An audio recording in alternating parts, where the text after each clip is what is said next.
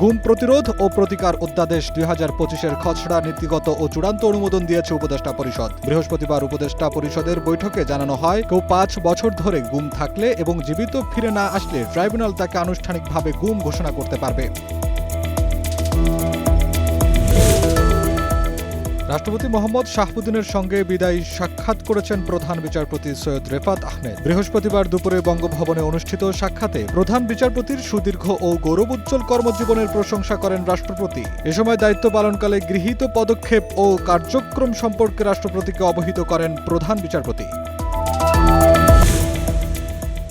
জাতীয় নির্বাচন ও গণভোট উপলক্ষে দেয়া হালনাগাদ প্রস্তুতি ও নিরাপত্তা ব্যবস্থা সম্পর্কে ঢাকায় বিদেশি দূতাবাসগুলোকে অবহিত করেছেন পররাষ্ট্র মন্ত্রণালয়। রাষ্ট্রীয় অতিথি ভবন পদ্মায় কূটনীতিকদের জন্য অবহিতকরণ সভায় দেশের সমসাময়িক পরিস্থিতি নিয়ে কূটনীতিকদের ব্রিফ করেন পররাষ্ট্র সচিব আসাদ আলম সিয়াম।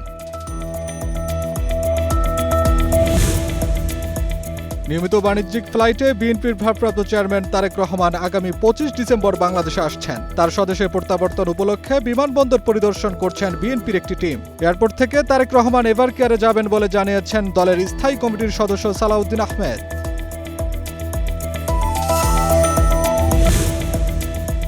বিএনপির চেয়ারপারসন বেগম খালেদা জিয়ার শারীরিক অবস্থা স্থিতিশীল রয়েছে। তিনি সব চিকিৎসা ভালোভাবে গ্রহণ করতে পারছেন বলে জানিয়েছেন খালেদা জিয়ার ব্যক্তিগত চিকিৎসক AZM জাহিদ হোসেন। ধীরে ধীরে তিনি সুস্থ হয়ে উঠবেন বলেও আশা জানান জাহিদ। আগামী ১৪ জানুয়ারি ঢাকায় আসছে আসন্ন ফুটবল বিশ্বকাপের ট্রফি। মূল আসর শুরুর আগে ট্রফির বিশ্ব ভ্রমণের অংশ এটি। বৈশ্বিক ট্রফি ট্যুরে এবার ৩০ দেশে ৭৫টি স্থানে প্রায় ১৫০ দিনের সফর করবে ট্রফিটি।